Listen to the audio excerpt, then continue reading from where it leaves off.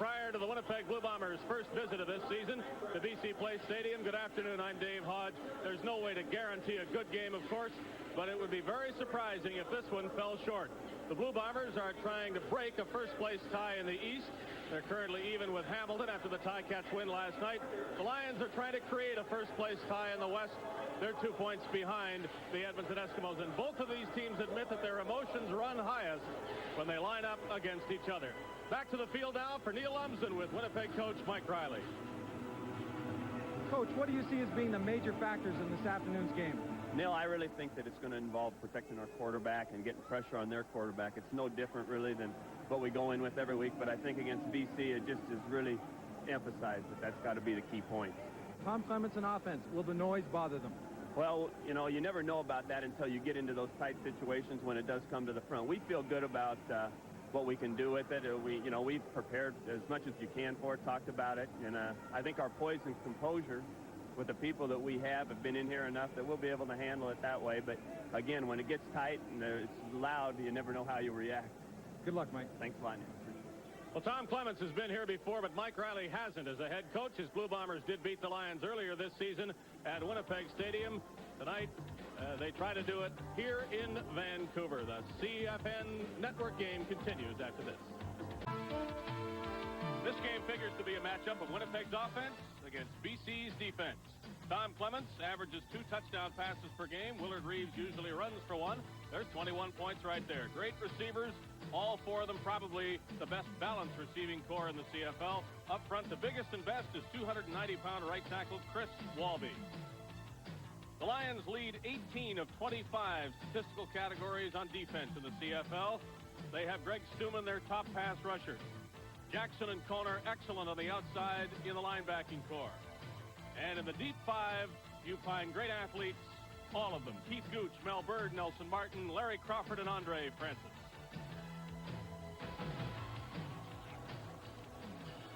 The visiting Winnipeg Blue Bombers will be receiving Louis Pasaglia's opening kickoff. The Blue Bombers bring a 6-2 record into this game. One of those victories, the 30-22 defeat of the Lions in Winnipeg. The Lions are 5-3, and so you see the difference in the 2 records. The game they have already played against each other. The Lions are a better team in BC Place Stadium. Who knows why, but they're undefeated at home under the dome, and they'll try to maintain that record here today. Louis Pasaglia to kick off.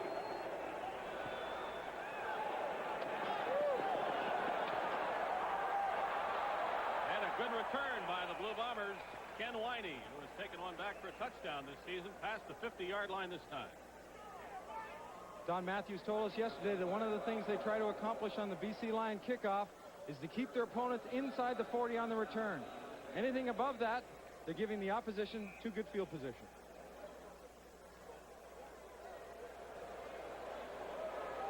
So we might see Louis Pasaglia kick the ball along the ground the next time, because the Bombers got 10 yards further than Don Matthews wished.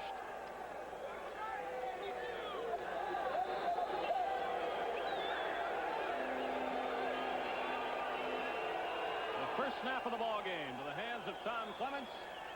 A fake play action to Willard Reeves. The rush comes and Clements runs away from it. He'll run out of bounds with a gain of 4 yards.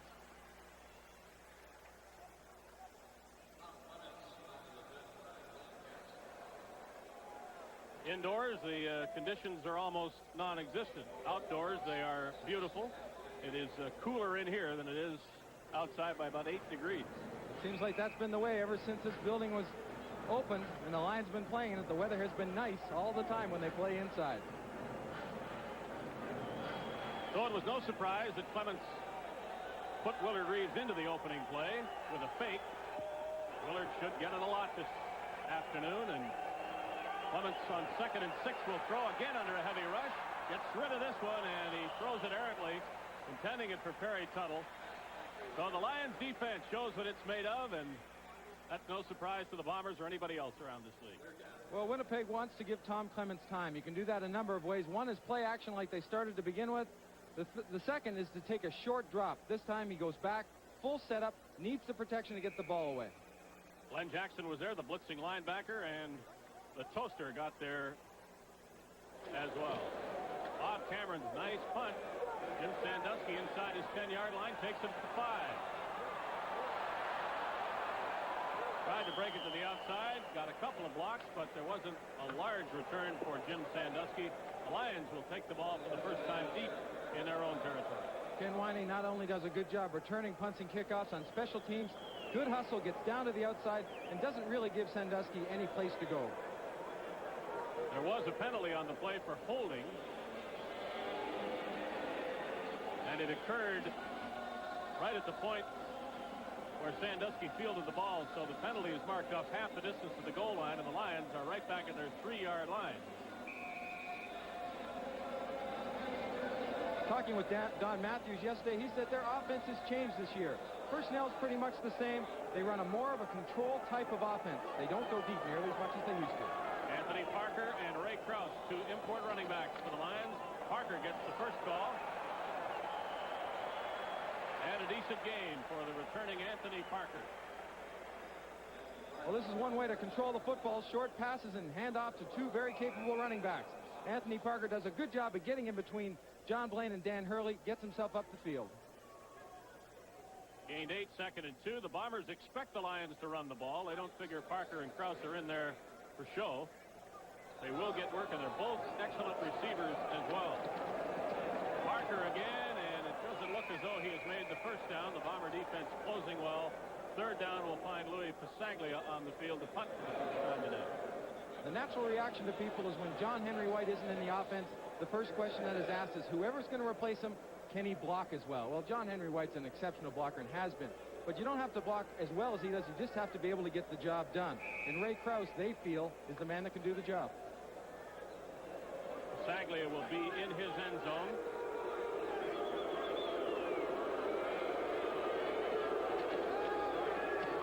Very nearly blocked, but a great punt. Darrell Sampson for the Blue Bombers is held on Winnipeg side of midfield. Good special teams work by the BC Lions.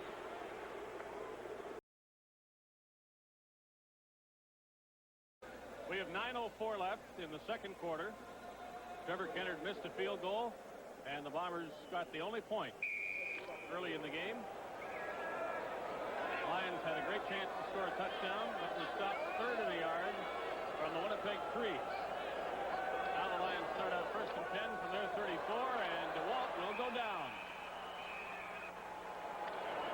Well, the Bombers are changing up their rush and their defensive look. That time, Tyrone Jones, who usually rushes, is the designated defensive end, rush end, drops off. Delbert Fowler from the backside comes in. It's just a good job by Stan Miklos to disrupt Roy DeWalt completely, make him get out of the pocket and run into a sack. Darrell Patterson gets the credit, but you're right, Miklos really made the play and forced DeWalt to retreat. Here comes Ty Jones. He's got DeWalt, another sack. The ball came loose, but after DeWalt hit the ground, they'll put it at the 15-yard line, and Ty Jones was on him right from the snap of the ball.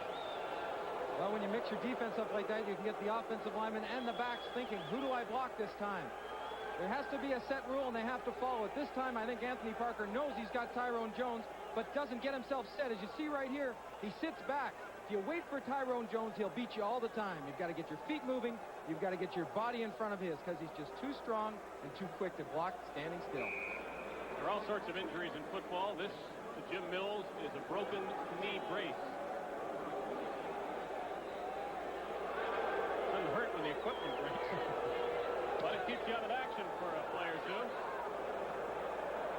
Baglia's punt, Sampson's return. He's going to try to go wide, and it was not a good decision. There is a penalty as well.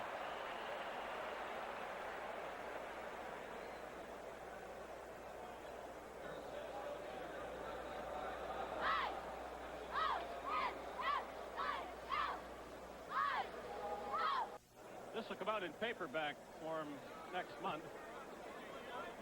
How the birthday party went.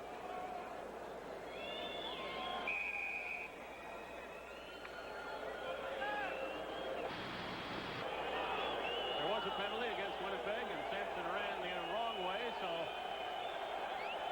the Bombers are back at their 33, and the effect of those sacks is lost. Good coverage. advantage on James Murphy, forces Clements to throw it too high. Andre Francis was the defensive back. We've watched Tom Clements for a lot of years, been very successful at quarterback even when he gets flushed out of the pocket. But even when the pressure wasn't that great on him, he never really seemed to settle down like he was ready to run out of the pocket. I don't think that was a design play, so I think he's got to get a little bit of confidence back in his offense that he can set up and throw the football.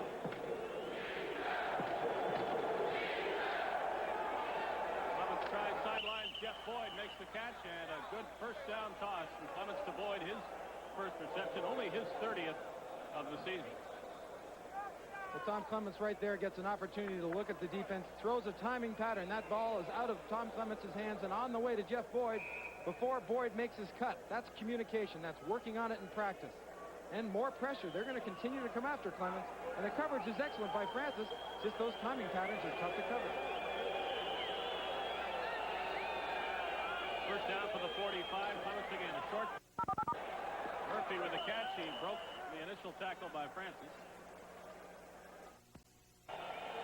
From the Bomber, 53. Clements' pass is dropped by Murphy.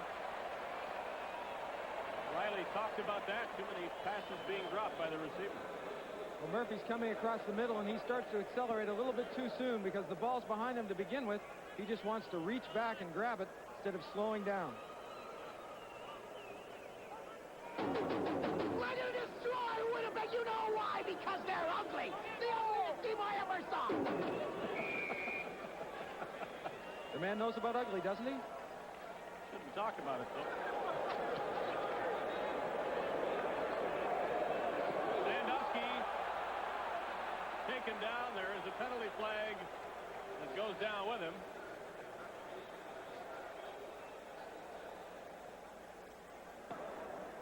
No yards. Winnipeg number 14. Well, Scott Flagel's just flying down the field, tries to time it out when Sandusky gets the ball. He wants to be 5 yards away. It was a close call. He almost had the time perfectly. James West wants the referee to look at the replay, insisting that 5 yards was given. And when Sandusky caught the ball, Flagel might have been 4.5 yards away from him, but I don't think any closer.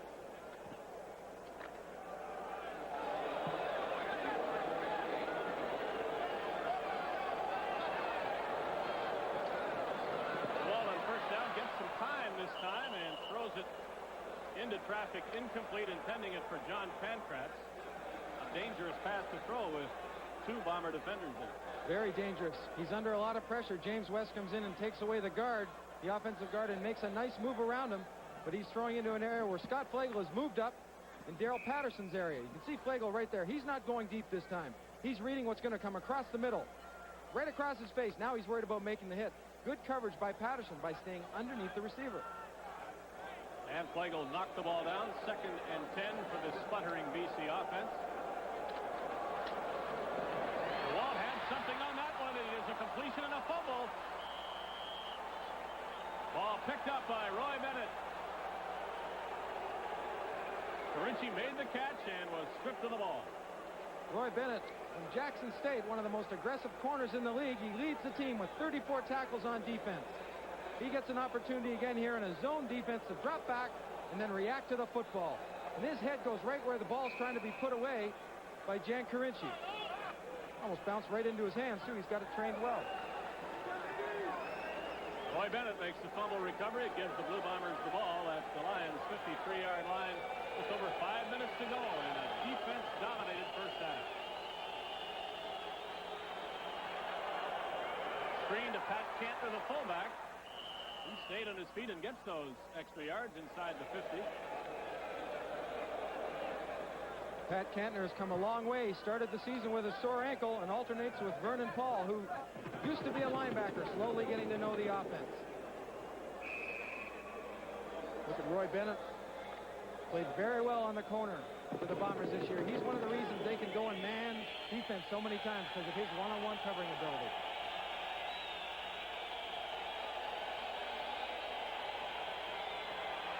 Clements guns it. Nikaraki makes the catch and has the Winnipeg first down at the 39 of the line. Nikaraki, coming from Montreal, is used to seeing the ball an awful lot more than he has. Coming into this game, he had 13 catches. But the major contribution, according to Mike Riley, he has improved their running game, his size and his blocking ability. But I think we're going to see an awful lot more of Nicaragua before this year's out. He's just too good of a receiver and too big of a target not to take advantage of.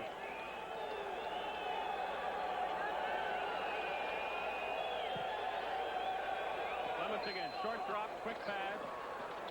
Murphy holds on and has 3 Lions bringing him to the ground. Andre Francis needing some help to get James Murphy down in these plays.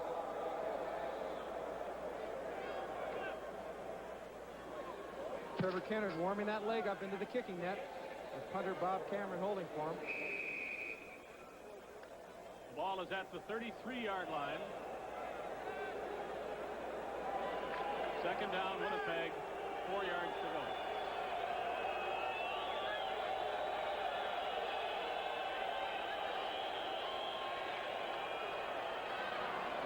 That is picked off, and Keith Duke had a touchdown. Had he been able to elude Jeff Boyd, you knew it when Clements threw it that it could be intercepted. Flag down on the play.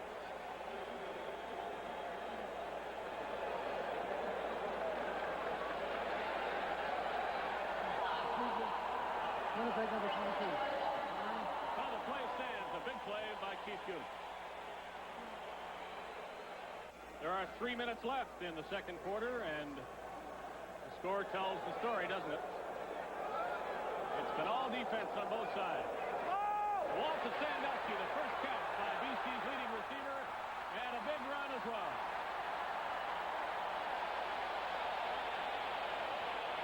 Almost like they lulled them to sleep where Sandusky was concerned. He hadn't caught one. They hadn't even tried to throw to him. It's that ball control offense we talked about earlier, but they can explode with Sandusky. A tremendous receiver, and they're glad the New York Jets didn't get their hands on him, especially after Mervyn Fernandez did not return. But here's where he's so good. He catches the football only 4 yards down the field, and now he can get it upfield. He makes things happen after he catches the football. Anthony Parker from Winnipeg's 37 goes to 3 yards.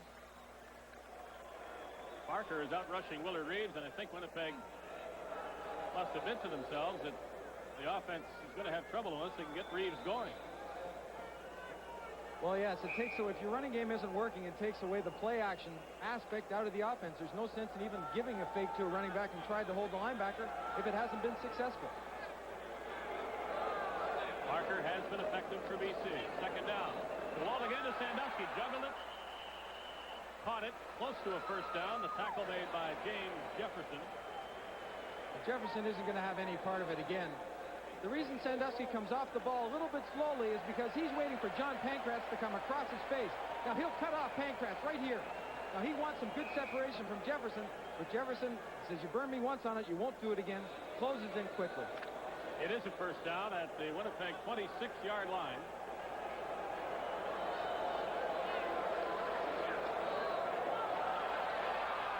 Over the head of the newcomer, John Horton. DeWalt now starting to get better protection for these passes. He's also dropping a little more briskly and throwing the ball quickly. Well, that's only his second incompletion. It's good that if you're going to throw a ball like that, you don't want it to be picked off underneath, so you either throw it for a reception or far enough so no one can get up at the receiver. His arm must be warming up. He's got to be comfortable. That's why he's starting to air it out a bit. Best thing about Roy DeWalt this season is that he's only thrown 3 interceptions. This game marks the halfway point of an 18-game season.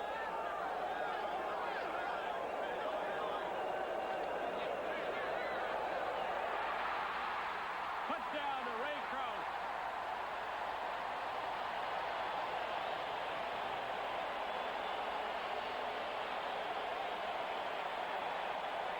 A 26-yarder to the man who caught 10 against Calgary last week. The Winnipeg Blue Bombers in the early part of the season, when they would blitz, they'd go to man-to-man. You're seeing Scott Flagel, number 14. He's coming on the blitz, but the defense is dropping into a zone. Something they're going to try new. Krause finds the area in the zone and comes underneath. That middle opens wide up when Flagel blitzes. Make no mistake, the Lions did not want to lose John Henry White. He's a great blocker. He's a great veteran, a great team player, and a fan favorite. But Ray Krause and Anthony Parker do make up an interesting backfield. Well, they certainly do. You can't call one a fullback or a halfback. It's kind of two halfbacks Both have the ability, as you said earlier, to catch the football out of the backfield and really make something happen after that. They're good blockers and they're good runners. And that was a classic example of seeing a running back adjust to an area downfield that has opened up. He's got to know to go to the open area where Flagel is vacated. And that man read it perfectly. Louis Pasagna will try to make it a 7-1 BC lead. All of this set up by Keith Gooch's interception. Otherwise, the Bombers were going to try to score. Well, there's one way to stop a team from blitzing, and that's take advantage of the blitz, and that's exactly what the Lions did. Last week against Saskatchewan, Winnipeg blitzed Scott Flagel 10 times. Obviously, it was effective or they wouldn't keep doing it. But any team will tell you, or any offensive team, if you want to stop a team from blitzing, you've got to play smart offense and pick up and go to the area that they're going to give you. And that's exactly what Krause does. We waited until the second last minute of the first half for the game's first touchdown. Ray Krause made it on a 26-yard pass and run play with Roy DeWalt. Hey, nine. Hey, bro. Hi, Ray. And they went 5 plays after Gooch's interception. 63 yards for that touchdown. Now I wonder if they'll squib kick it. After that, the return that they had earlier on in the game, that squib kick can create a lot of problems for a return team because it's tough to handle.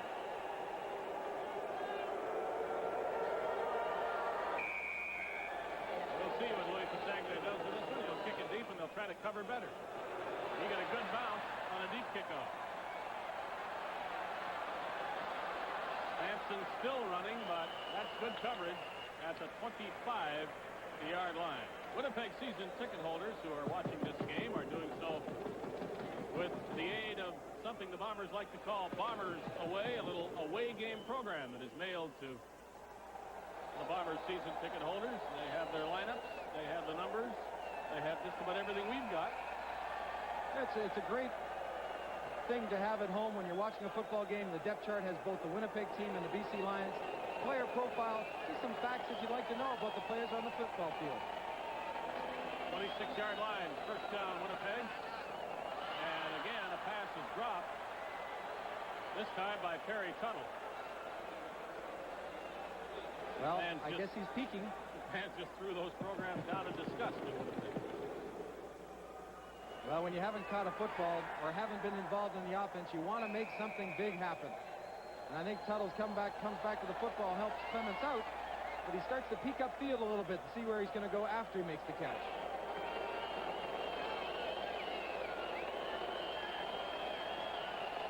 From the Bomber 26. Clements throws it deep, and that one's picked off. Gooch has got another interception, and this one gives him a touchdown as well.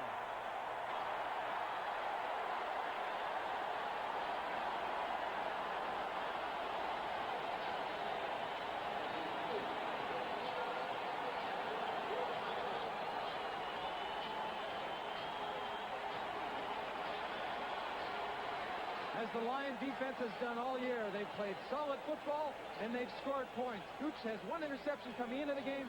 He's picked up 2 this afternoon, this one for a touchdown. The ball's in the air a long time. Jeff Boyd is waiting for it. Gooch sits back and jumps as soon as the ball's delivered.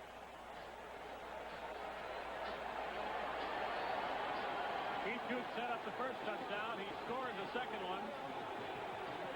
And the Lions of the Pasagna Conference will lead 14-1 after trailing for most of this first half, 1-0. These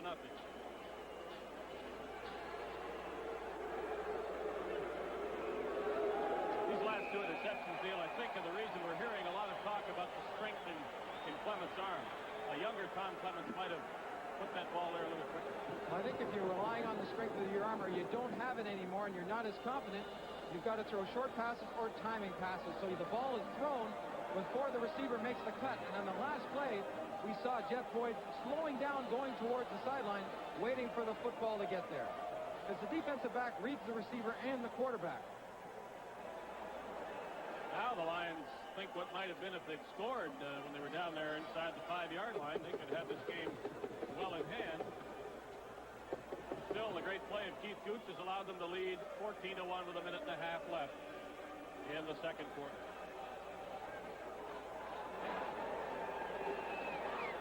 The consistent play of the defensive team to be able to make the big plays and turn them into touchdowns is so important for a football team's success. Solid hit, brings the ball loose, and there's another turnover. Elvis Satelli's got it. He was special teams man of the week for the Lions in their last game. He's an import who doesn't start. He plays special teams. He just recovered a fumble, and now everything is going against Winnipeg. The BC Lions have 8 players that are not starters that play on the special teams. This is where they get an opportunity to shine. They're not seen in the films in the offense or defense, so they want to show up somewhere. Elvis Satelli does exactly that by hustling down, making a good hit, and then having the presence of mind to know the ball's popped out and jump on the loose football.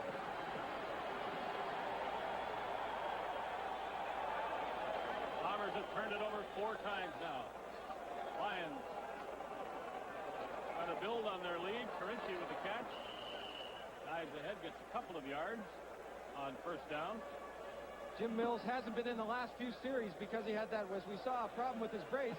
Couldn't fix the brace, so they had to take him into the dressing room, take the brace off, and retake the knee so he has that stability. He's back in the lineup right now, though.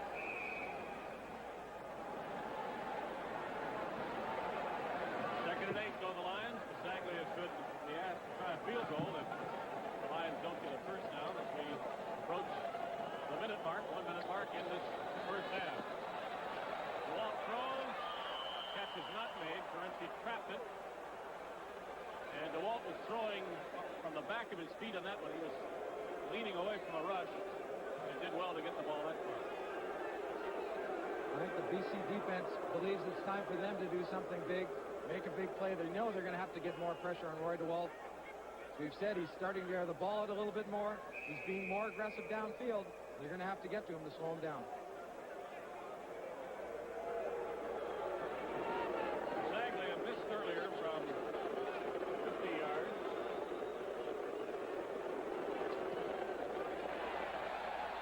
This one is good for 3 points and a 17-1 lead, 58 seconds to go.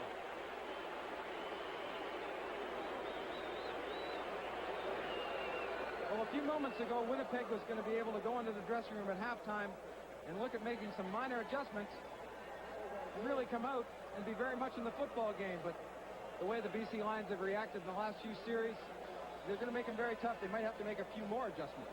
Pele have scored these 17 points in less than a minute of playing time. So just that quickly, the Bombers' lead, slim though it was, has become a large deficit.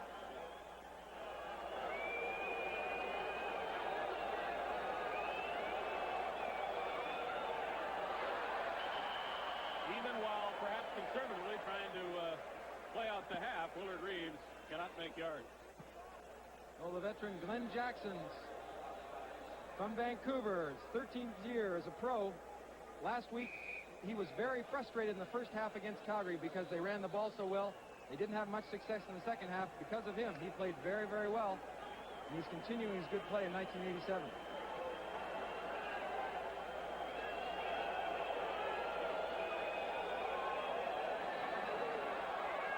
Clemens throws underneath to Iraqi, but it's not enough for a first down. Gang tackling. Brings the ball loose, and there is another turnover.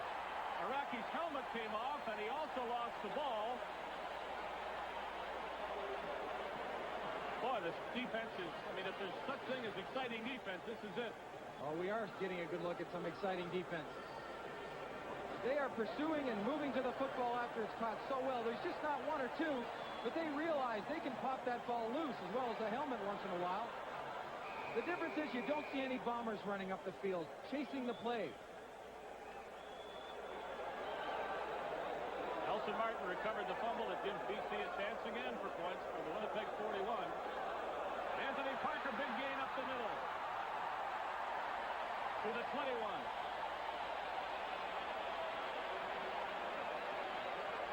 Well, the right side of the Lions line did a nice job of opening a very large area. Ian Sinclair at center, Dan Hurley at guard, and John Blaine at the right tackle.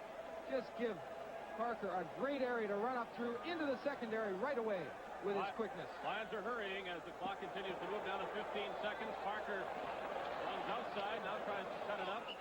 And 11 seconds showing on the whistle blows. That will signal Louis Pasaglia to come on and try for 3 more.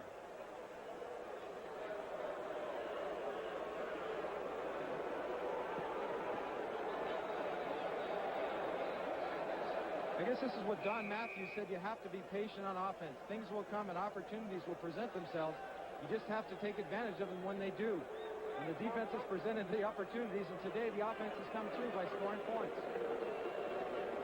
And as usual, the defense can score too with Keith Duke's interception return. Pasaglia on the last play of the first half concludes the first half scoring. Blitz by the Bears near the end of the second quarter gives them a 20-1 lead. Lions with a lead of 20-1.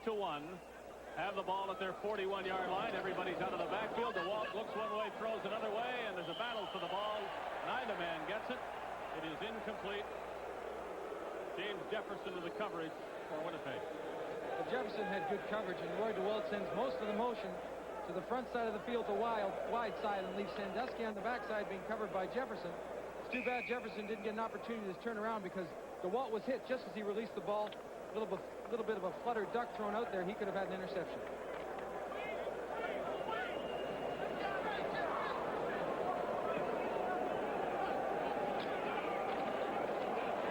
DeWalt is sacked. The ball comes loose. Roy DeWalt gives it up as the Winnipeg defense now starts to make big plays of its own, and Roy DeWalt was down or going down really before he ever knew there was a Winnipeg player there.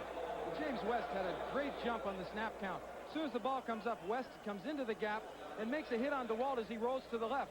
I'm sure DeWalt could feel him coming, but there's nothing he could do about it. He's starting to pull the ball back, and the big play man, James West, for the Bombers, that's when they need it, right now.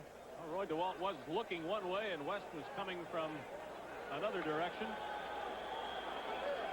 So the Bombers defense puts them back in business. Clements under a rush. Down he goes, a big loss.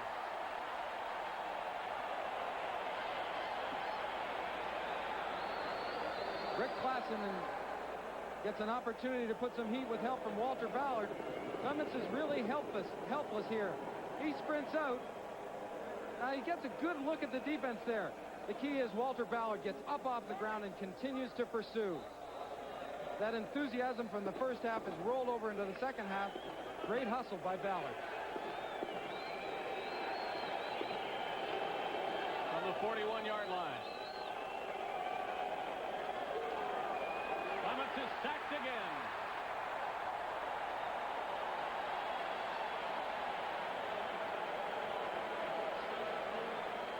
Greg Stuman has been quiet the last few games. He gets an opportunity to come in and put a hit on Clements.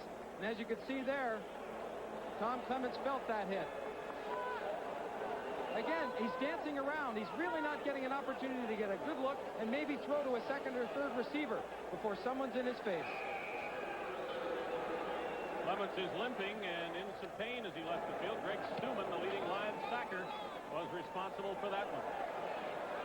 Larry Crawford returning the punt. No, he isn't. He'll go right down at the 5-yard line. So this is a bit of a heavyweight championship fight. One big blow after another delivered by the defenses. Cannot continue. Tom Mickey would be the Winnipeg quarterback. He's getting ready in case. Lions have the ball deep in their own zone, just ahead of their 5-yard line. Walt is rushed. He steps out of the end zone to avoid a safety. He goes down with a loss of 3 yards. Well, the defense figures it's up to them. They're going to have to put some pressure on. They'd like to make a turnover right here.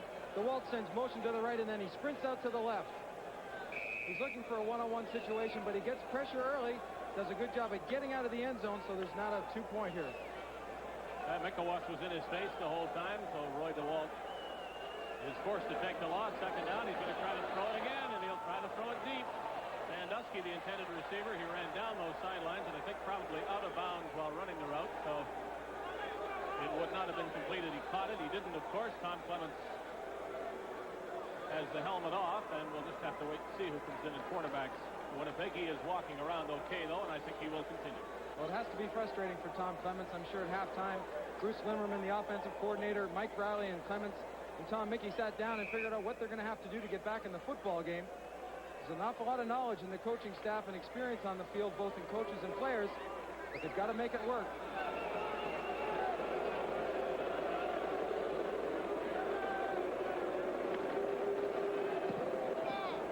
Bagley, another good punt. Well, you like the long ones when you're back where he was. Bombers nevertheless get good field position at the 43-yard line of the British Columbia Lions. A 53-yard punt by Louis Pasaglia.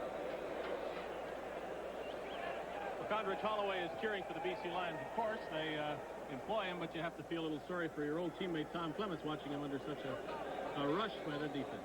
Well, that's something we put our minds to at the beginning of the week, and I know how he feels because I got to play him all week, so I got that rush too during practice this week. It's really working today. We'll talk a little more to Lions quarterback Condridge Holloway as we watch Clements complete one now. Condridge, a lot of fans of yours in Toronto and Ottawa, for that matter, are anxious to know what you're doing and how you're enjoying it. Well, I'm on the BC Lions inactive list, and I practice every day with the team. The only thing I don't do is actually play. I even make the road trips. And right now, I'm with their system. I'm just waiting to get an opportunity to play. And as we all know, that's only one injury away from happening. Waiting patiently or impatiently? Well, after all these years, it's got to be patiently. Condridge, an old teammate of Tom Clements when you were in Ottawa. He had some tremendous years. But sitting up here as you've been playing the game mentally, what do you think Winnipeg has to do? And I know you're biased, mind you, but what do you see them doing as far as execution now to get back into this football game? Well, they're going to have to revert back to their quick passing game. We knew they were a 10 to 12-yard passing team and a deep passing team, and our scheme was to jam them and make Tommy hold the ball. But we felt that the longer he held the ball, our rush had a better opportunity. And they've kind of gotten away from their quick passing game, which has allowed us to implement our defensive plan. Both of these coaches firmly believe in one quarterback systems, and obviously both teams are very successful. DeWalt and Clements seem comfortable as well. How do you feel as a quarterback? Obviously, you'd like to be playing, and you'd like to be second string rather than third string. But do you believe, after watching all the football you've seen in this league, that there should be one quarterback and one only? Well, I think you have to have two special individuals to make it a two-quarterback system. I think Tom Clements and myself made it work. I think Tommy and John Huffnagel made it work. Joe Barnes and myself made it work. Roy's been in a system where he's always been the #1 guy, and I think to put him in a two-quarterback system would be an injustice to him. I think whatever you're brought up with and you can adjust to, you should implement. And right now, I think Tommy has adjusted to being the sole quarterback with his team, but I think he was much more comfortable when Huffy was there, simply because he did not get the 15-yard penalties that he's getting now. Interesting comments from Condridge Holloway, whom we thank for stopping by early in this third quarter. The Blue Bombers will continue with the football. Clements continuing as the quarterback. Again, a rush. He can expect that every time. And again, a ball is dropped on him. That's happened 3 times in this game. Well, you can't move the football unless you catch it, and people got their minds turned upfield as we look at Darrell Sampson getting examined by the athletic trainer, Ross Hodgkinson, the Winnipeg Blue Bombers, and Nick Bastaya's looks like he's got some leg problems. Bernie Glier was just helped off a minute or so ago. Looks a little bit distressed. Seems like the way he's bending down, often when they cross the legs like that and bend over, they're testing how flexible or how sore that hamstring might be. So, well, in a game as hard-hitting as this one, it's not surprising to see some injuries.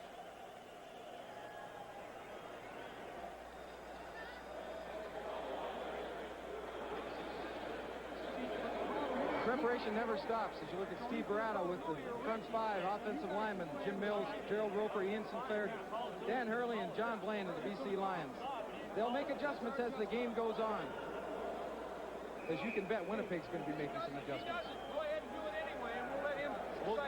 Steve Barato does work with the offensive line. There are Don Matthews' other assistant coaches. Rocky Long, a former player in this league. Clements scampering, throwing on the run. Boyd with a big catch. First down, Winnipeg at the 8-yard line.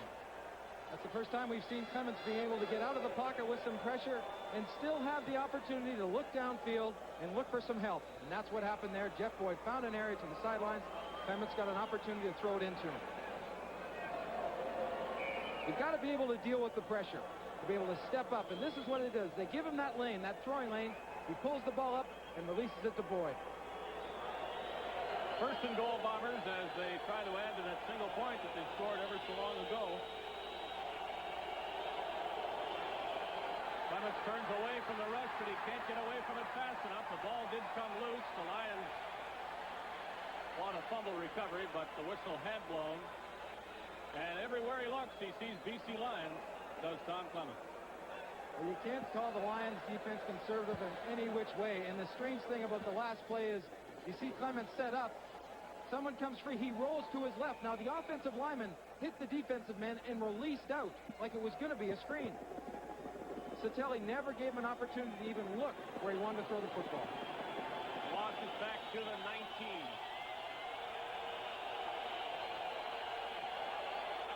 They'll try Willard Reeves, but nothing's working for him today either. Yeah, they'll try to take some pressure off that offensive line by screen draw situations, but the BC Lions again staying in those gaps, taking away the lanes for Willard Reeves to run. Rick Klassen gets through quickly, and the Toaster Williams makes contact with Molly and then slides down the line and smothers Reeves. Gain of only 1 yard. Bernie Clear, bruised tailbone is keeping him out for now, although the Lions do expect him back. The field goal try for Trevor Kennard, 25 yards. And he missed another one.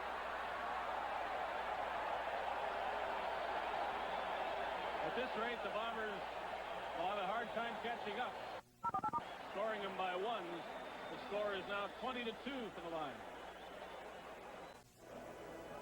Well, the score could be 20-6, but Trevor Kennard has missed 2 field goals, 2 makeable kicks. You have to be in a groove, and he's not in that groove today. The ball's pushed to the right a bit. That left foot of his, the plant foot, might be a little bit too far ahead. Anthony Parker continues his hard running on first down for the Lions, and he gets about 6-7 yards on the play. Darrell Sampson has bruised his knee and has been declared out of the game, so the Bombers will have to change their kick returning. And obviously it's the left knee. I'm sorry, the man sitting beside him is the Bomber doctor, Dr. Bert Longstaff.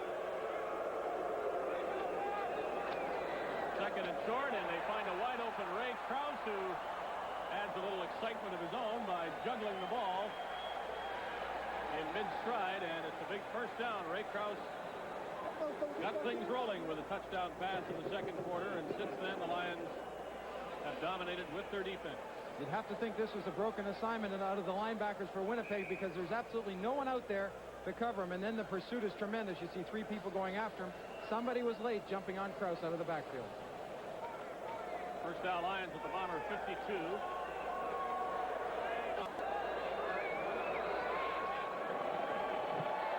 Is down at his own 50-yard line, and the sack man is Delbert Fowler. Fowler just keeps coming. He takes the blocker to the outside. And again, when he gets a chance to shine, he seems to always do a good job, be it coverage or blitzing. You're going to have to get in front of these guys if you're going to block them. As you see, Ray Krause again takes the inside instead of trying to slide along with him. Fowler gets a little bit lower and just keeps coming to the quarterback.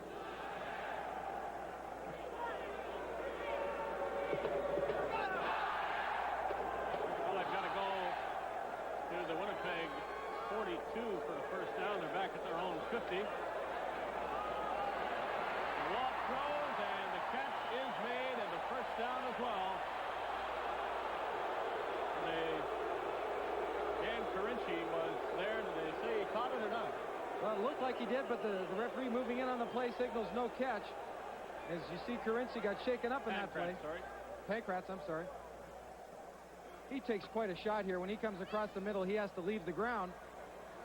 He goes up for the football, then comes down, but seems to come down on his face, trying to cradle the ball at the same time. That head just gets forced, as you see, right there into the turf. The chin strap could come loose, and the brunt of the blow could go to the chin. And I guess that ball was loose underneath him when he hit the ground, and they say he never did have control of it, and it looked that way as John Pankratz was falling. They continue to work on him. The Bombers plot some strategy for their turn with the ball, and they'll have Ken Petway replace the injured Darrell Sampson on the punt return team.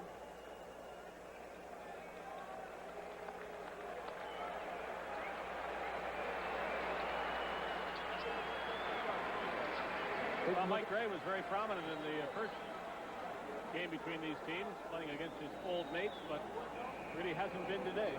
No, he hasn't. They've done a good job on Gray, and the reason they're taping underneath the shoulder pads and the sweater there is to try to tighten up the sweater so it can't be grabbed.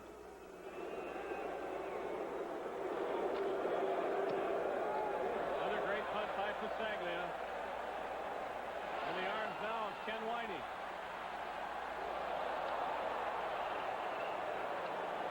Thundering blocks behind him. Winey running on the return for Winnipeg.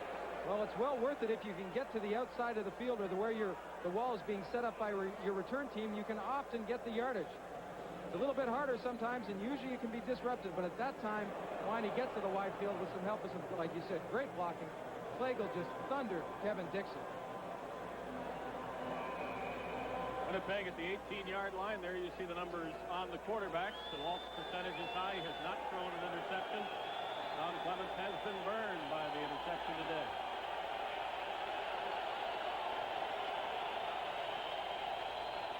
Toner coming at Clements. He throws it first and completes the pass. And that gang tackling of the Lions never does stop, but James Murphy has a big catch for Winnipeg. It's a 29-yard gain, and Clements threw it just in time. Well, if they're going to get some points quickly, going to Boyd and Murphy is the key. See James Murphy split out to the right side. He's in a man situation, or what looks to be a man coming off the ball, and what he does is settles down. He goes to the outside of the defensive back in between Walker and Francis, and Clements just gets the ball away before being hit by Kevin Konar. All the way up to the 47-yard line.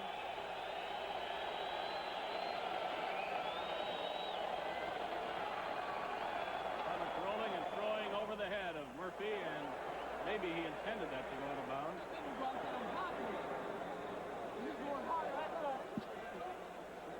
You got the old CFL score, right? Nice catch. Bankrat's receiving some attention on that right hand. A cut lip and a sore finger, and all of that for an incompletion that some Lions fans still think was a catch. Second down 10 for the Winnipeg Blue Bombers at their 47-yard line. They trail by 18 points. And there you see the reason why. Awesome defense by the BC Lions. Tom Clements barely gets back to his drop area before he's got pressure, and he sees the pressure coming up the middle, but the damage is done from the outside. Halfback Larry Crawford, untouched, comes to the right side. See, Willard Reeves has to step in and block Glenn Jackson. Doing that makes him free. Being Larry Crawford, no one even gets in his way. Make the running back make a choice, the other guy will get the sack.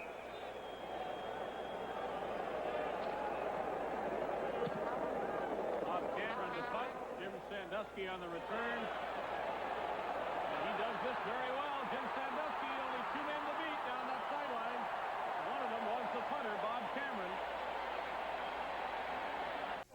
Well, Winnipeg is almost even with BC in sacks, but numbers sometimes lie, I guess. BC's defense has been superior in every way today as Anthony Parker runs following the long punt return by Sandusky. Now Peppers start to fray.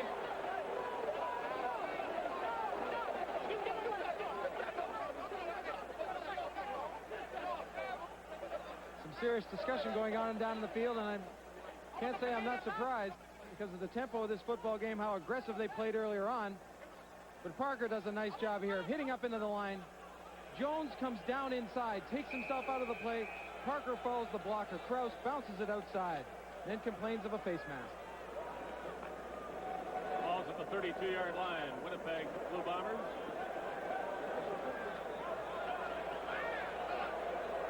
Second down 3 for BC. Parker again, and he's hit in the backfield. Tyrone Jones got there that time. Well, Tyrone short of the first down. Well, Tyrone Jones gets in that two-point stance in that defensive end spot. Now, he's supposed to be cut off by an inside receiver, and that is tough to do. He just gets that head of steam, comes down inside, and makes the play. It's another field goal try now for Louis Pasaglia. Just over 3 minutes to go in the third quarter. Pasaglia kicked a pair late in the second quarter.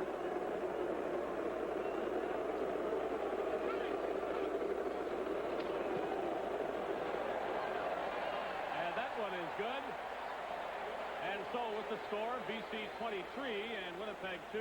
Let's pause 10 seconds for stations from coast to coast to identify themselves. You're watching the Canadian Football Network.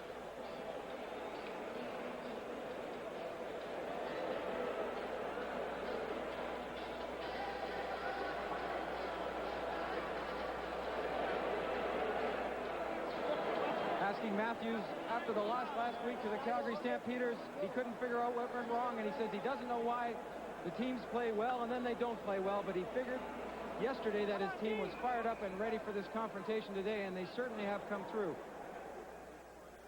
They look to be on their way to maintaining their unbeaten record here at BC Place Stadium and to returning to a first-place tie in the West with the Edmonton Eskimos.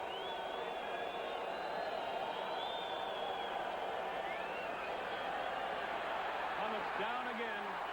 Greg Stuman adds a notch to his sack belt.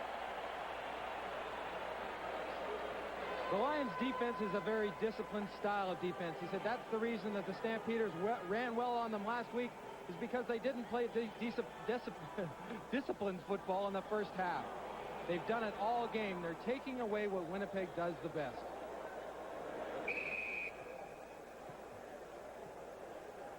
Clements hangs in there, but you wonder whether it might not be a good idea to let him sit out a series or two. Let Mickey see if he could get something going and give Clements a bit of a break. Though the veteran does remain poised, doesn't lose his cool.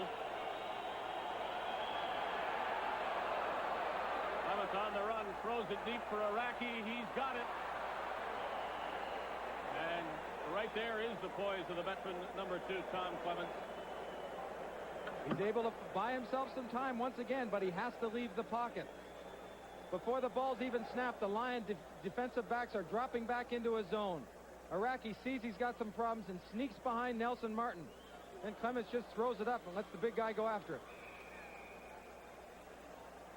Big gain. Clements to Iraqi, 44 yards to the BC 33.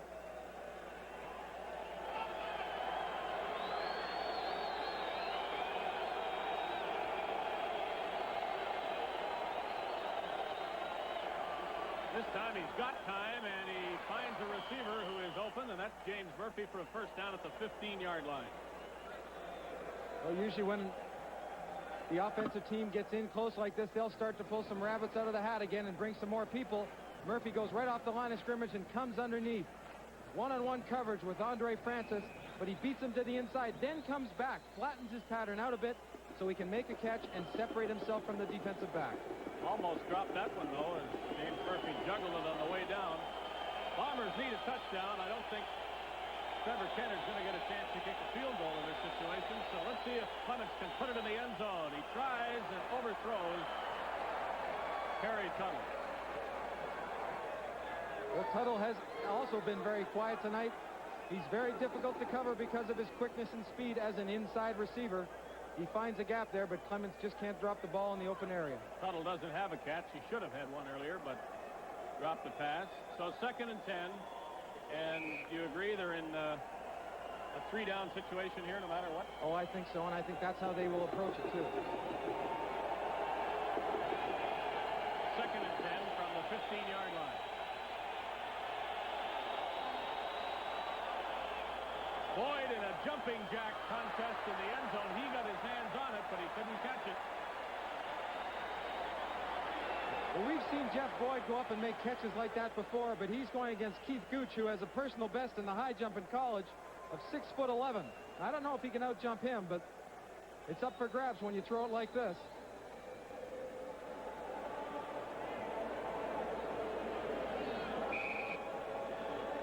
Gooch was right up there with him. Boyd did as well as he could on that play. And Gooch has been a standout today. His interception started the ball rolling for the Lions, and then he scored on an interception, as we suspected. 3rd and 10. The Bombers go. Clements overthrows Murphy, who points to the defender, and a flag comes down that would apparently mean that Murphy's right. He was interfered with.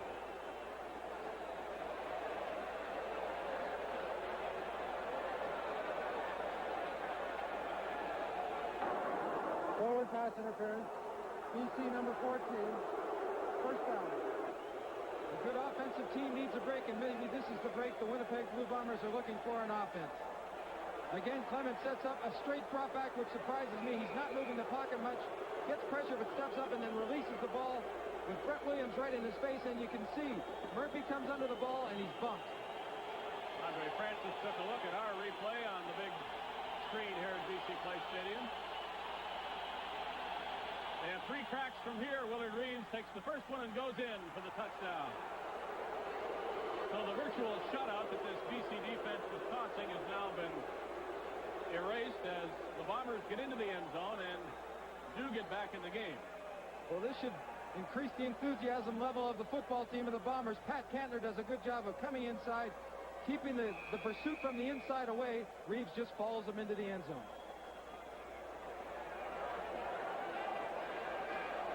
They trail by 15, and Trevor Kennard will try the 14-point spread. It's good, and the Lions lead now reads 23. Trevor Kennard kicks off to start the 4th quarter. Ray Krause returns to the BC Lions. Good run back by Krause past the 40-yard line. Well, right now the Bombers have to believe they can come back and win this football game. He hasn't had a big game, but I think he has to think about making a difference right now with 1 quarter left, believing he can break a long one to turn this around. And for the BC Lions, I think they have to go out and control the football. Keep the momentum away from the Bombers' offense.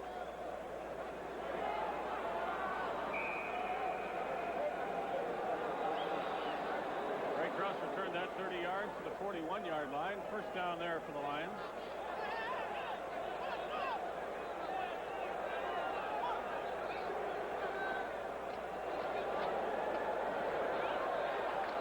Been the runner and Krause the catcher out of that backfield. They change it up to start the 4th quarter with Ray Krause taking Roy DeWalt's handoff. Krause escapes Tyrone Jones early.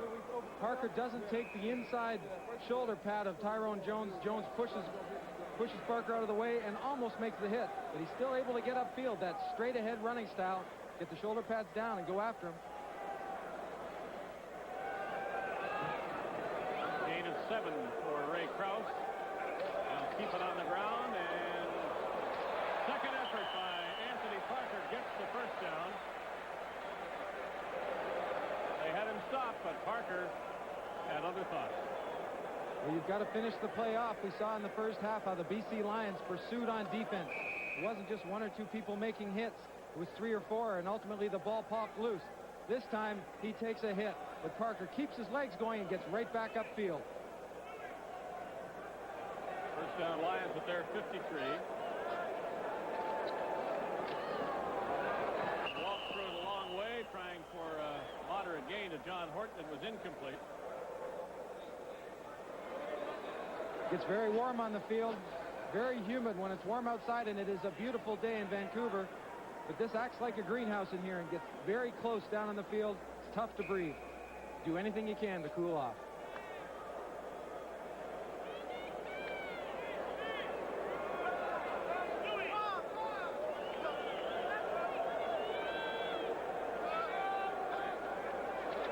Second and 10 for the Lions. And they don't get it on that play. Safety valve pass to Anthony Parker, but he was tackled right away. So third down finds Louis Pasaglia punting for BC. The Winnipeg defense won that particular battle. They decide to take a chance, blitz some extra people, put the defensive secondary in a man-to-man situation. Ken Petway responds, comes up and makes a quick hit on the receiver. There will be almost 13 minutes left when the Bombers get the ball, and having scored on their last possession, they will try to do it again and get close in this game. They trail by 14.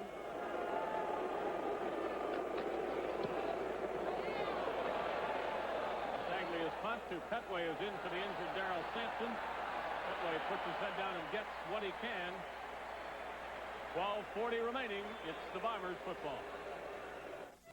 They expect close to a capacity crowd at Taylor Field in Regina, and I guess after the way Calgary beat the BC Lions, the Labor Day game against Edmonton will bring some people to McMahon Stadium as well.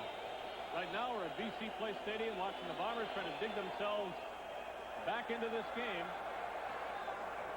Clements to Tuttle. He held on to this one. It's a wonder with the hit he took, but Harry Tuttle gets his first catch of the game. Well, that's classic Tom Clements right there. He does play action to the left-hand side and then rolls out. He's got some help. He's got an offensive lineman in front of him, so he can take some time. And now Tuttle just slides into that open zone area and waits and pays for it. A good hit put on him by Mel Bird after he makes a catch. Big first down for Winnipeg to the 41-yard line. Play action. Murphy with a catch, and they're starting to find those seams now in the BC defense. And Clements is getting more time to throw. Well, there are two keys right there, as you said, more time to throw, but BC's dropping back into a zone, so there are areas to find openings. I think we might see the Lion defense become a little bit more aggressive as you see Murphy move up in between people and find that open area to the inside of Jackson. I think they will start to move up in the wideouts a little bit more and be more physical. Don't let them go deep. Clements to the sideline. Murphy cuts back into the middle of the field and dives ahead close to another Winnipeg first down. They've got some tempo going for them right now. Murphy turns into a simple out in and cuts back in off a block and does a good job getting upfield and always thinking of turnovers. You'll watch Glenn Jackson come in late after he gets out of the way of Crawford and go for the ball right there. Think of turnovers. That's when they happen.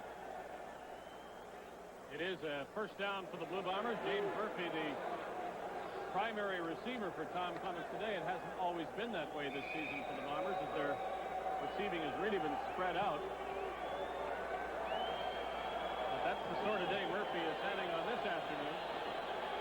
And that's what won him the Assembly Award last year.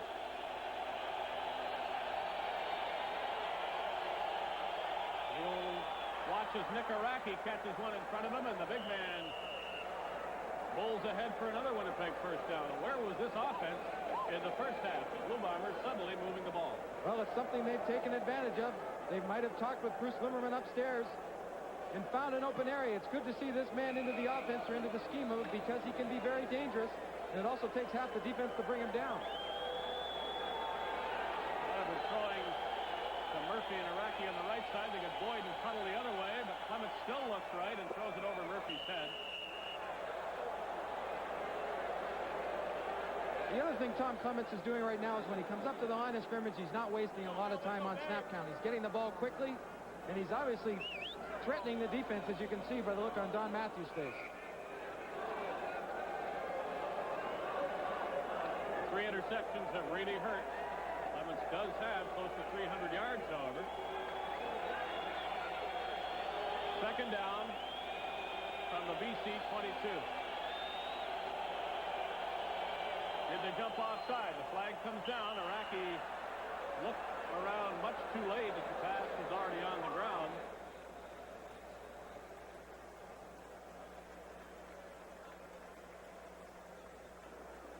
Offside, BC number 37. Glenn Jackson a little bit anxious. He's coming. Obviously, he's got all the weight on that right leg ready to come, and he just jumps early. And Clements sees something there in the defense. Francis is playing off Araki, who was not in the slot back position but split out. Araki just didn't make the read.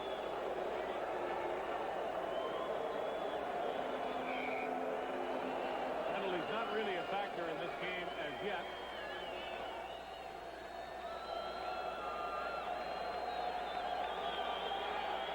From the 17, second down again for Winnipeg, this time 5 yards to go.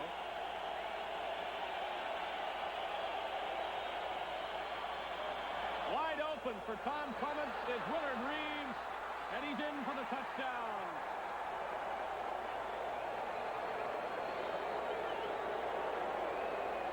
It's having the confidence and believing you can do it, and Winnipeg on this last drive shows they still believe they can beat this BC Lion football club this afternoon. Tom Clements reads Kevin Konar stepping up and not going out immediately to cover Willard Reeves. Doesn't waste any time. Konar has to play catch-up right now, and I don't think he'll beat him to the corner. Good stop, dude. Tom Clements gets the encouragement of the sidelines. Trevor Kennard's convert. 7-point gap. BC's lead was 23-2, and now it's 23-16. Only 7 points separating these teams as the Blue Bombers sustain some offense for the first time today and put together a very impressive touchdown drive. Trevor Kennard kicking it off. Ray Krause on the receiving end. Lions have returned kicks well today. The Bombers moved the ball 7 plays, 96 yards, and everything worked finally for Tom Clements. Always thinking, looking to take advantage of a situation. Tom Clements, when he looks back, he looks immediately to his left and sees Willard Reeves wide open.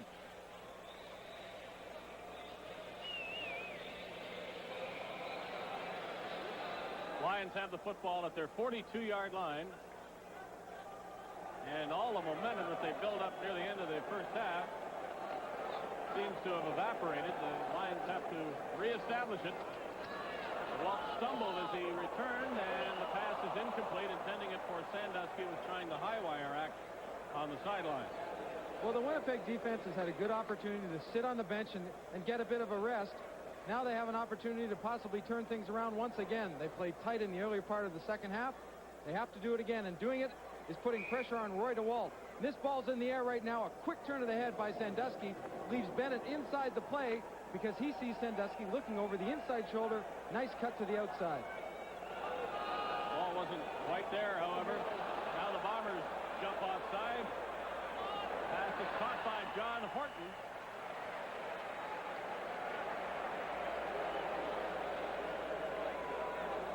You can't make little mistakes when you're trying to play catch-up football. It's the little things that hurt them in the first half, and it's the offsides that'll hurt them now. Offside, Winnipeg number 52. Decline, first down. Penalty is not necessary because Horton made the catch and got the first down, and the Lions move the ball past midfield. Now, when you go into a halftime, you try to examine the things you're not doing well, and oftentimes it's not the big things, it's the little things. 8.5 minutes left. The Lions lead by 7. They're at the Winnipeg 54. DeWalt throws as he was slowing down, and the catch was made by Parker as he was falling. And he's getting encouragement, if you want to call it that, from Del Fowler. Well, you have to have a strong arm and a strong upper body to be able to throw a football in this situation. He's on his way down because he's had his back leg, that stability leg, pulled out. He's still able to use his wrist and his shoulder and get the ball to Parker. To the Winnipeg 48. Gain of 5. It is second down and 5 BC.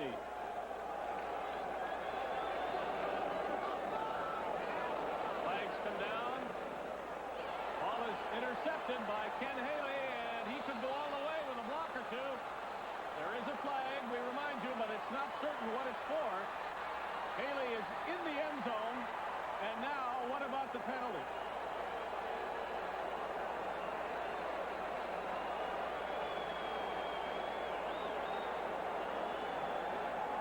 Procedure. It's against BC. It's a touchdown.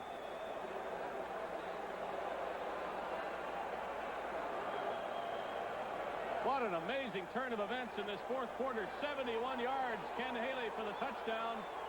And the Bombers for the convert will have come all the way back to tie. Well, that's reason to make Mike Riley smile. Roy DeWalt kind of throws an errant pass here that's picked up very well. A diving catch inside. And again, what we've seen is Sandusky trying to come inside, but the defense is snugging up on him, not giving him that area. He slows down. Haley comes into the play full speed. And now this is just a great effort to get in the end zone.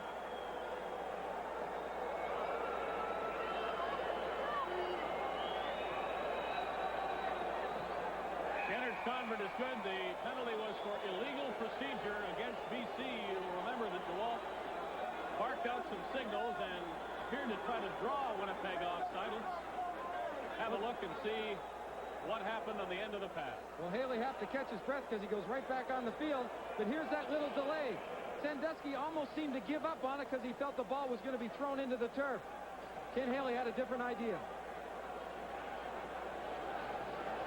Well, I do think I was guilty earlier in the second half of chalking up a victory for the BC Lions when they had a 21-point lead, but you shouldn't have to see these games too often to know that comebacks like this are indeed possible in this league or any league, in fact, but they seem to happen more often in the CFL. And they usually happen when you've got the players on the field that have got some experience, the coaching staff that are able to make changes, make those adjustments on and off the field. That's the key, and that's what they've been able to do here. Tom Clements, a quarterback, did something that he hasn't been able to do all game. Find the areas in the BC Lion defense.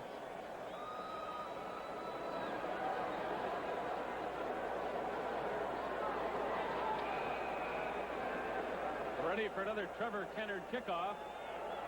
This time he's going to keep the ball away from Ray Krause. Sandusky watches it bounce, picks it up.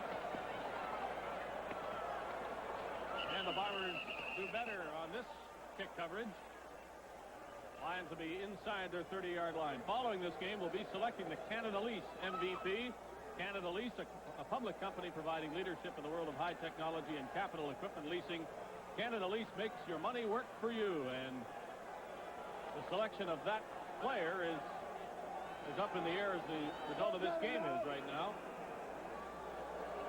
I think we probably had a pretty good idea who it might be if the Lions had held on to that big lead, but now the key play of the game is yet to happen. First down at the 30. The wall and a good catch is made by Carinci near midfield. We mentioned earlier when the Winnipeg Blue Bombers earlier on in the season would blitz and bring extra people, they would go to a man-to-man situation. Don Matthews pointed out yesterday that he's seen Winnipeg play more zone in the last 3 games than he has in a long time. And when you play against the zone, you've got to have receivers that can find those areas behind the linebackers in front of the dropping defensive backs.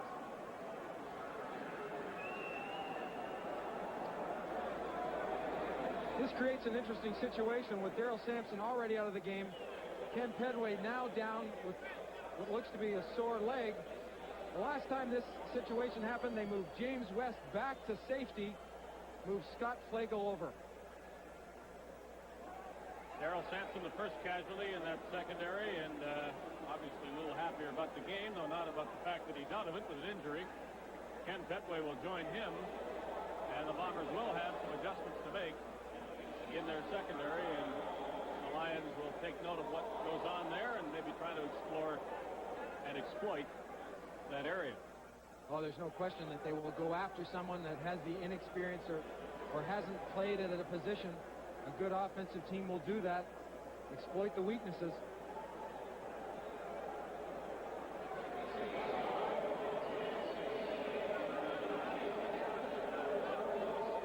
It was 23-2 in favor of the BC Lions, and the Bombers have scored 3 majors to get back in this game. Willard Reeves, a 1-yard run set up by a pass interference call, and Reeves caught a pass for a touchdown, and that was a great drive by the Bombers. And then the turnover that has been so much a part of BC's game this season got Winnipeg back even as Ken Haley made an interception and ran it 71 yards. First down Lions, they're 53. Walt is hit from the blind side. Delbert Fowler came and got him inside the 45. Animated at all times is this Winnipeg defense, and when things are going well, you can see dancing that Broadway would pay for out of this club. Well, Delbert Fowler in the blitzing positions. We said earlier, he doesn't do a lot of this, but when he does it well, and he's got to go around Jim Mills, who's a big man, 6'8", 280 pounds, but that nifty little move that Fowler put on him, gets to the outside and accelerates to the quarterback, gets him a sack. From the 45, Lions have to go to the Winnipeg 45 for first down. Flags come down on this play as the pass falls short.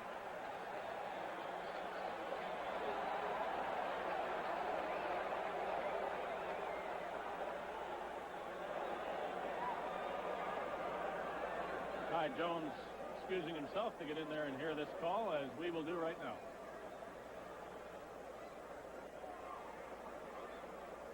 Illegal contact against an eligible receiver, Winnipeg number 23. Second down repeated. Roy Bennett being a little bit too physical on Sandusky. They want to take it away. He snugged right up to him in a man-to-man. They're blitzing people, so he wants to take a quick pattern away. He doesn't want to give DeWalt anyone to throw to quickly so they can get the sack. And I guess that little push after he came off the line of scrimmage is what he got called for. They've taped the right side of Ken Petway. A slight groin pull. He is able to play.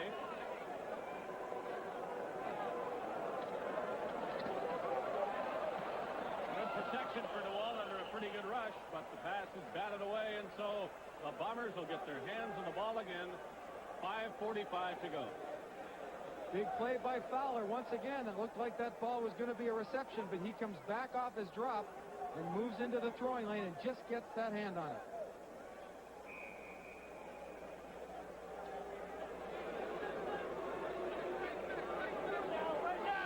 Petway had replaced Sampson in punt returns. Now with Petway hobbling a bit, they will put James Jefferson back with Ken Winey.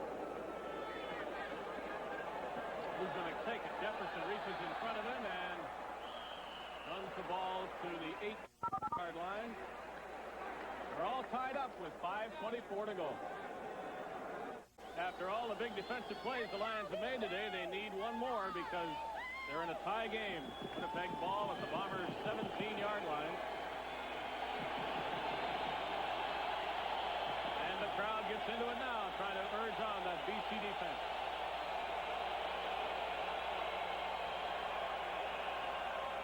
Clements finds a receiver, and Murphy bounces off tacklers as he has been doing all day. For a short gain, that's James Murphy's 11th catch, and that's the best single-game performance by a receiver in the league this year. Well, Murphy's just taking advantage of little open areas. It seems like a very loose man with Francis, but the man who was replaced, Bernie Clear, who has not returned, Elvis Satelli, comes in for the big hit after. On a punishment by Murphy for 4 yards, makes it 2nd and 6.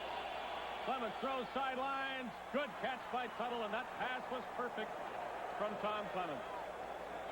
Yes, it was. He had to drop that over Glenn Jackson and get it in quick enough before Larry Crawford was able to come over and help out. Nelson Martin blitzing. They've got double coverage on the outside.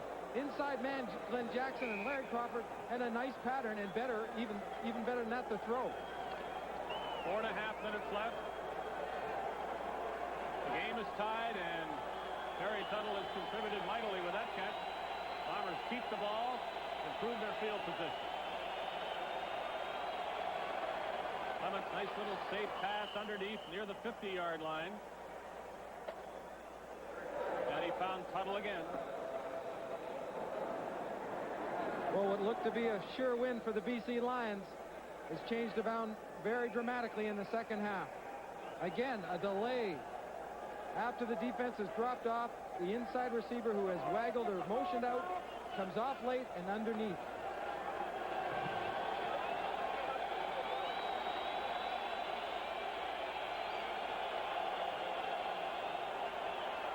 Clements under a rush, and Tuttle perhaps should have had that one. Clements had to throw it hard, and he had to throw it in time because the rush was coming, but it is incomplete, and so the Lions will take over the ball. 3.5 minutes left.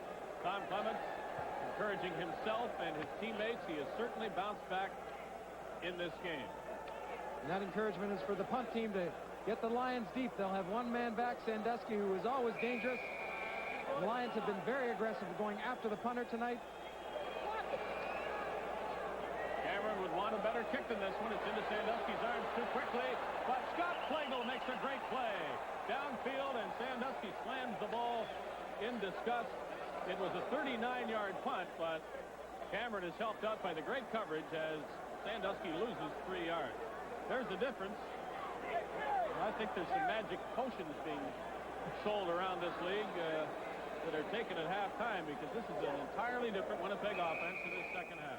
Once again, we see Scott Flagel coming down. He was called no yards in the first half for an aggressive play like this. His timing was that much better. Send Sandusky back an extra 5 yards. Walt will throw. There are Winnipeg players in his face, and he still finds the receiver, Dan Carinci, for a first down. That's a great pass by DeWalt. It didn't look as though he was going to be able to get that away. So the game will be decided in the final 3 minutes. it for you in a moment. 3 minutes left. The ball at the BC 31-yard line. The Lions offense hasn't been as productive, but that probably goes hand in hand with the fact that the defense hasn't been as overpowering. Walt throws it the last minute again. Sandusky catches 2 yards short of a first down. Winnipeg continues to put pressure on Roy DeWalt. The pass before this last one, he had people in his face, arms up in the air, and he still threw a good football, and he does it exactly the same thing here. He's under a great deal of pressure. All 7 people of the Winnipeg front are coming. Jefferson's in a man-to-man, and Sandusky just beats him to the inside. Jefferson making sure that Sandusky's great running ability can't be used on that play. Parker dives over the top and gets the first down. Obviously, overtime, a distinct possibility in a tie game with 2.5 minutes left. And you must be conservative on offense in this situation. The Lions want to move the ball as far as they can and make sure that if they have to kick it away, they're putting Winnipeg deep.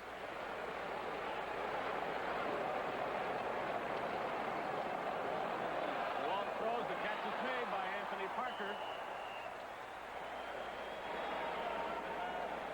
Good coverage coming out of the backfield by James West. The closer they come to DeWalt, the more it'll make him think. In the last 2 plays, as we've said, they're coming closer and closer. This Winnipeg team is just pushing back again. Delbert Fowler coming in the back door, just a little late. He is throwing good passes, though, in the heat of this rush. That took the Lions to their 48. They need 4.5 yards, 5 yards for a first down. And DeWalt is on target again. Carinci lost the ball, and they say he never had it. Incomplete pass to Jan Carinci. A good solid hit is the reason for the incompletion. Seemed to me that he was able to cradle this ball in his belly after he caught it, and then when he went down, it came out. That came out in the hit. I guess they say that isn't good enough for possession. Have it and then turn around and take the hit, but didn't have it long enough, according to the officials. So Pasanglia will punt the line of scrimmage, the BC 48. Less than 2 minutes to go. The Winnipeg defense has to be tired. In particular, guys like James West, Darrell Patterson, Fowler, and Tyrone Jones, who not only have put a long day in on defense, but they're in a lot of the Winnipeg special teams, and that means an awful lot of running.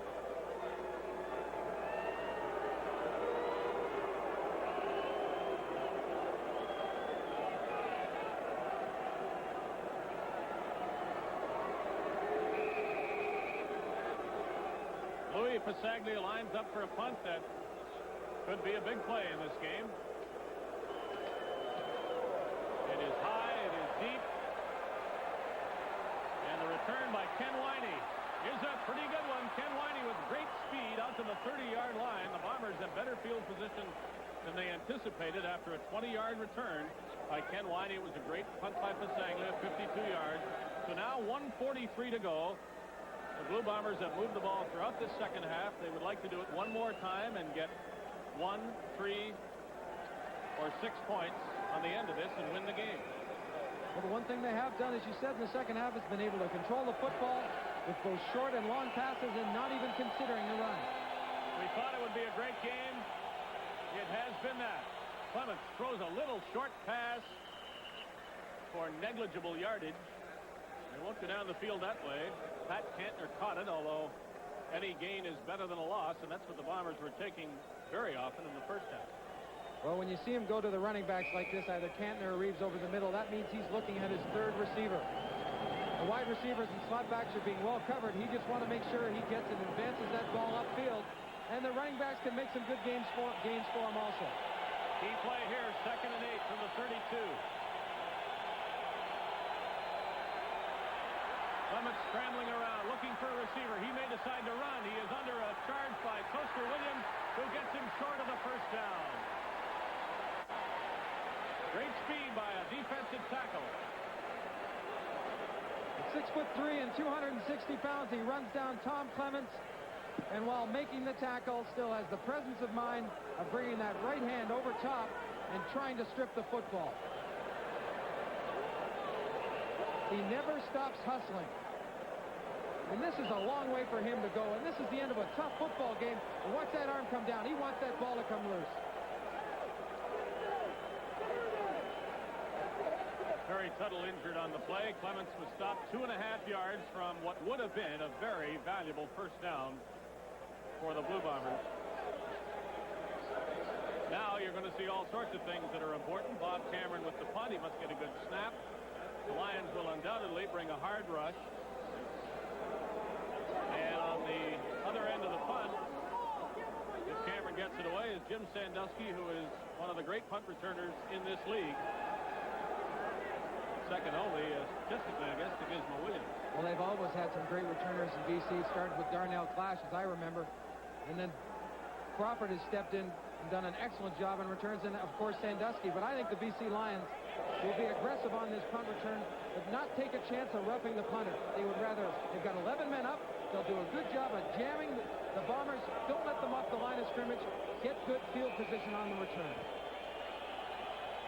Well, they do turn away from it and try to set up the return. Cameron tries to kick the ball away from Sandusky, but the bounce is in the wrong direction, and the Lions are going to have a chance to win this game in the final minute. John Wayne complaining about a no-yards call. It wasn't made.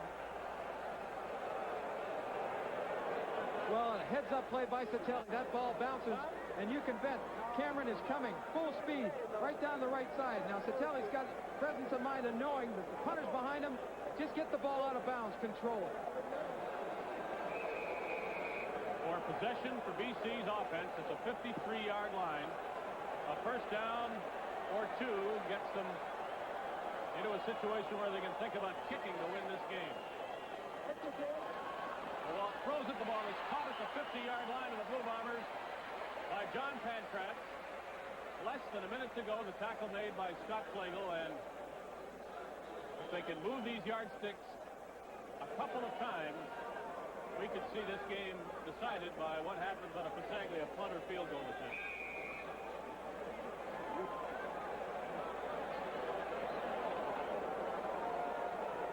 Needs a first down. DeWalt will try to throw for it. Ball is incomplete. So now the Passaglia kick has to take place from a scrimmage line of 50 yards away. DeWalt trying to work the inside area of the Winnipeg defense. Both passes were in between the hashes. It looks as though, well, for a minute I thought they were going to go for it, but that didn't make much sense. So Louis Passaglia comes on. Well, that would have been an interesting call right there. Overtime in the CFL. We've seen one tie game earlier between Toronto and Saskatchewan. They play 2 5-minute halves. And unless Passaglia can boom one here, or the Bombers can do something in the last few seconds, we're going to see overtime today. It's a great kick. They're going to have to get it out of there by running it. And they don't. It's a single point.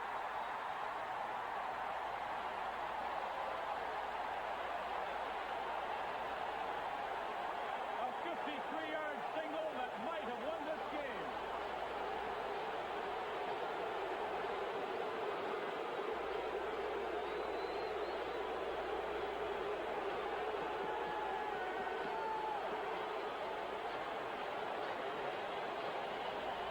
Tremendous job of hustle on this punt. Your first reaction is to get straight upfield. He needs some help. Paul Nastasia comes in and with a shoestring tackle takes him down. And Louis got some pressure here. Stan Mikwas just pulls his way up the middle. Comes to the right side. He almost gets his hands on that. But it seems like under pressure, this man kicks the ball as well as anybody.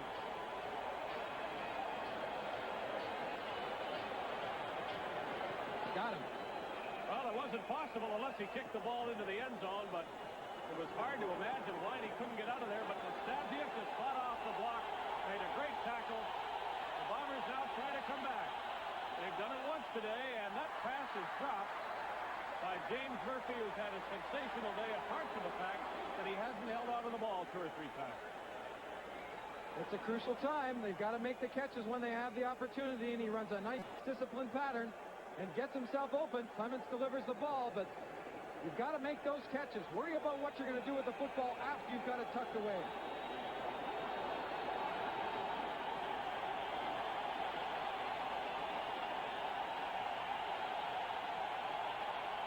Second down catch to the 35. Flare pass, Pat Cantner, no blocking help, and he'll get only 5 yards, maybe 6. Third down, they've obviously got to go for it.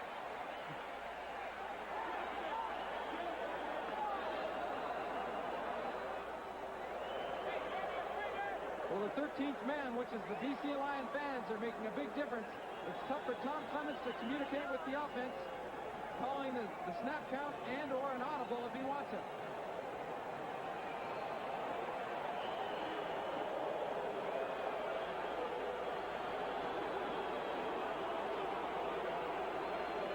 They've got almost 40,000 people here at BC Place Stadium, and they have been royally entertained by the Lions' great play in the first half and by a terrific finish. We don't know that we've seen the winning play yet, but Louis Pasaglia's punt for a single was as dramatic a way as the game could end, really.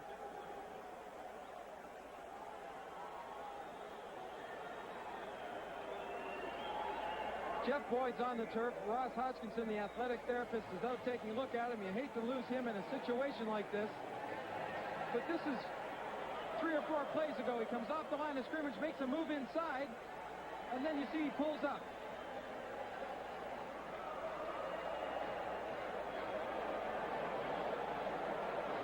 He'd stayed in after that injury, and I don't really know why. Now, finally, he can't stay any longer. It'll be 3rd down and 4. And the Bombers must get a first down to then. Well, they Score were some points to try to tie or win this game. Boyd will try to run off. He's keeping that left knee awfully stiff. I just kind of hope it's a cramp.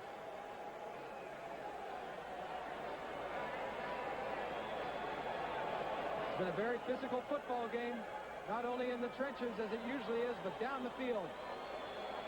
The defensive backs have been rocking the receivers on both sides of the football. 3rd and 4, the Bombers try to stay in the game. Flag is thrown, Clements runs. And the pass is caught by Murphy, but the penalty, I think, is illegal motion. That's a guess. I'm guessing that Winnipeg is being penalized for illegal procedure.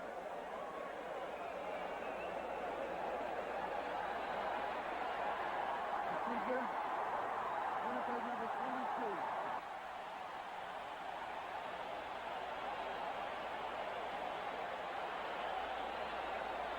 Yeah, I can't believe it either. Well, it doesn't mean the headset isn't necessary anymore. They do have 3rd down repeated. 13 seconds left. We never did hear who the call was against. You can't call it.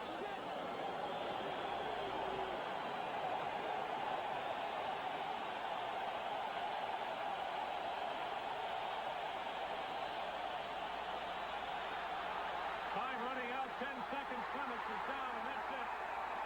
Walter Ballard finishes this game with a sack of Tom Clements with 6 seconds remaining.